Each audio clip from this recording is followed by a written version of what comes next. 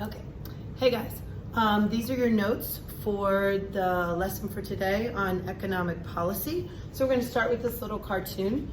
Today, the announcer says, today the administration announced a program of war, increased surveillance of citizens, massive deficits, and tax cuts. And of course, Homer Simpson over here says, tax cuts. So what's the idea presented in this political cartoon? Write it on your opener sheet. You can pause and run, get one if you need one. Do you agree with that? What's he trying to say? Do people really just want tax cuts? And what's the problem with that? Or is there a problem with that? What might be the solution to help change this attitude? Pause the video, grab your sheet, and give me your opener and put it in the work folder there. All right, so let's go ahead with economic policy. I don't know about you guys, but my husband made me fill out my Final Four bracket the other day, and the idea is that Obama was interested in, trying to figure out what to do. There's choices. Choices need to be made by the government and what they're going to spend money on, how much they're going to tax, how we're going to work on the economy. The economy is a big part of our country and of our government. Economic policy key terms. You could pause as you go so you could copy them. I'm going to go very quickly through them. Budget. Budget is the policy document showing the government's plan for revenue, which is taxes for the government, and expenditures, which is spending. Tax and spending. Their plan for tax and spending. Okay? Deficit. Deficit is in a given budget year, and that's kind of key there. Each year, the amount the government spends over what it takes in.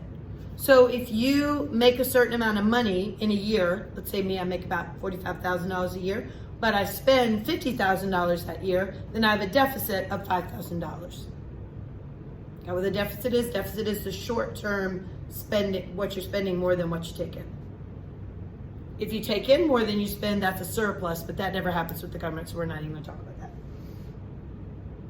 Last time it happened was under Bill Clinton. Now the other word is debt. Debt is the total amount owed, including interest. It's the accumulation of all the deficits. So if you spend a little more than you make for 10 years, you add up that amount, that's your debt, the total amount that you owe. And that's true for you as a person. It's also true for the government. Government debt adds up. Okay? We have a national debt that our country owes. Who do we owe it to? We'll get to that. And then the last term here is compound interest. Compound interest is the requirement that you must pay interest on the interest. Now this is something that you ought to think about for your life, not just for AP Government, because compound interest is what gets people in trouble with credit cards. And I'll give you an example. So let's say that I buy something this month and it costs $100. I'm gonna put this over here. I bought a dress that cost $100. The next month, if I don't pay that off, the next month I owe the $100 still, but I also owe, let's say 10% interest. So the next month I owe $110. If I continue not to pay it off, you keep adding 10% interest every time.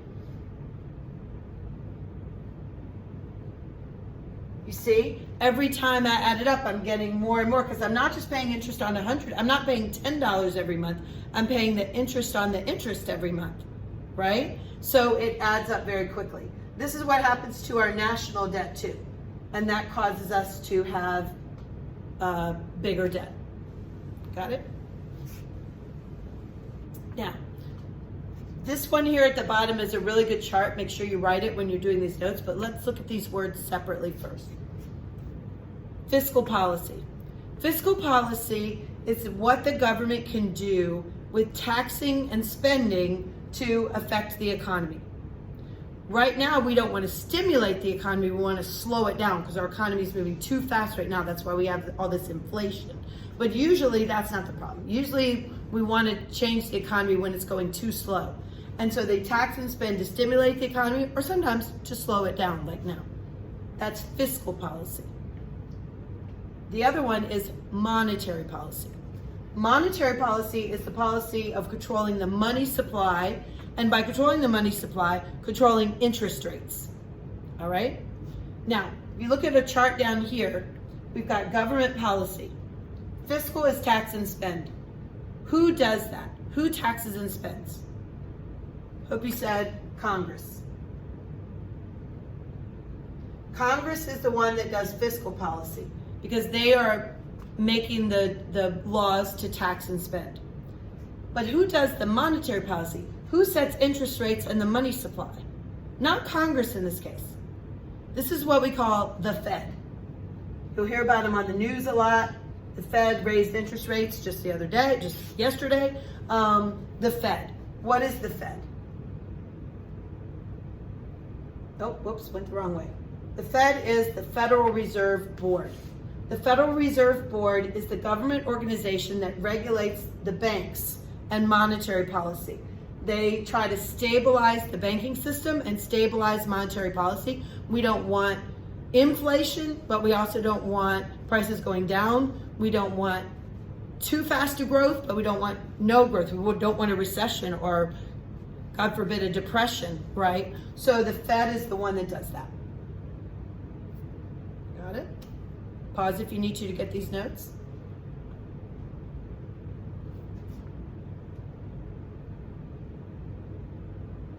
All right, continuing on. Where does all this money come from and where does it go? So first let's look where it comes from. This chart over here. You might need to zoom in if you can. So individual income tax is 40, this was 2017, so not that old, 47.9%. About 50% of the government's income comes from our income tax, the tax we all pay. About 35% comes from payroll taxes. That's taxes that companies pay on how much they pay you. They have to pay a payroll tax. Then other different taxes, imports, exports, stuff like that. Actually, imports, we don't tax exports. Other corporate income taxes, things like that, pay it. So most of the money that the government uses to pay comes from us, right? Us and companies. Now, where does it go? Look over here. I'm just gonna get off the screen for a minute, but the number one, this is what you need to write down from this thing. Number one source of money, income and payroll taxes. Number one place it goes, Social Security. I don't know if you can read that on there, but Social Security. The number three is Medicare. These are both programs for the elderly. Elderly income and elderly health care. Number two is national defense. Sometimes national defense becomes number one, particularly when we're in a war, but most of the time it's number two, okay, lately. These are things that we really don't adjust very well. Social Security and Medicare are what we call entitlements. You have to pay those. National defense could be adjusted, but we usually don't, right? We usually don't cut the defense budget. So the rest of the budget that we could cut is very small. By the way, let me show one more thing while I'm here. Net interest. Remember I was talking about paying the interest on the interest? The national expenditures, we pay 9% of that goes just for the interest that we're paying on what we already owe. That's a lot of money. Okay, so going back to words you need to know, discretionary spending. Not sure if you can see that. There we go. Discretionary spending. This is spending that's discretionary. You have discretion. They can adjust that in any given budget year. Okay? So they have to make a new law to adjust it, but there's already a law that said, there's no law that says we have to do it that way. So they can change it. Mandatory spending is spending that cannot be adjusted in a given budget year. It's been promised, it's in the works, and we have to do it. Social Security is mandatory. Defense Department, discretionary. Building a new national park, discretionary. Paying Medicare, mandatory. Got it? This mandatory spending is often called entitlement spending. People don't like that word because it seems negative now. Oh, you're entitled to it. But that's the thing. You're entitled to it because you worked. So spending that citizens are entitled to in any given year. You're entitled to it because you have a disability. You're entitled to it because you're over 65. You're entitled to it because whatever reason, right? The biggest entitlement spending is Social Security. That's the federal spending to support the nation's seniors. It's the largest mandatory entitlement spending, whichever one you want to call it. Medicare is the second, which also goes to seniors. I've been telling y'all this all year. These could get cut in the future, but they probably won't. Why? Please remember this. and I count myself in this group now, old people vote. Old people vote. So politicians aren't really going to tend to cut Social Security and Medicare, even when they can in the future, because they know that's a constituency that really likes these programs. All right, that's good. Gonna move on. Pause if you need to. I know you don't have time to copy it all live, but just a quick political cartoon. This elderly lady says, "If it ain't broke, don't fix it. Now spit out my Social Security." The baby, labeled future generation, says, "But if it doesn't get fixed, I'll be broke." Why? Because the seniors are not getting the money that they put in 40 years ago. They're getting the money that's put in now. Social Security was designed to be, you pay in and take out at the same time. The first people that got Social Security, nobody had put into it yet. So the money that you are putting in through your check is going right out the door to the people that are collecting it. If we keep going and we keep having workers and we keep having, it should even out, right? It should. We've got a big baby boom generation that's taking a lot of the Social Security right now, and we'll keep taking it for a few years. Hopefully we can keep it solid. Now, the national debt clock. I'm not going to go to this because you can do that.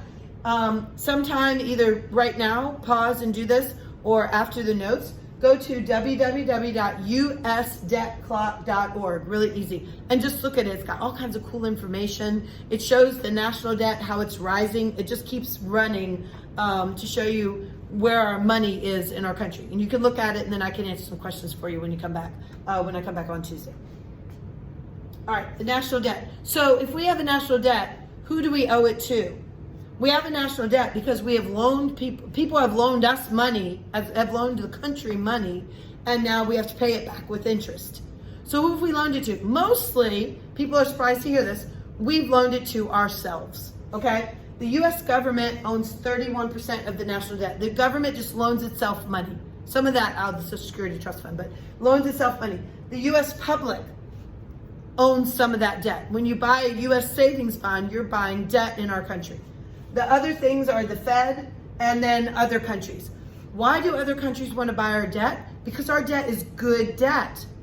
Because we pay our bills and we give them a little interest, right? So you loan somebody money, you expect a little interest back. US government debt is very secure. People are always freaking out about China they own about 7.5% of our debt. They're always freaking out about China. We owe money to China. China wants our debt because the dollar is so secure and stable. So people wanting our debt is good. Having that much debt, that's a different story maybe. All right, the debt ceiling. What the Congress does is they set a limit on themselves. They say, okay, this is the debt ceiling and we can't go over it. But it's sort of like me when I make a New Year's resolution, right? I make a New Year's resolution. I'm not going to do this. I'm not going to do that. And then by February, I've broken right through it. That's what Congress does with the debt ceiling too. They set the debt ceiling, and then when they spend too much money or cut taxes, both of those things happen, then the debt rises and they have to keep just raising the ceiling, which is where this political cartoon is kind of illustrating that. Okay, I'm gonna pause here and because I need to do a second video for you guys because this one's gonna be too long. So make sure you've got the notes from this video and then go to video number 2.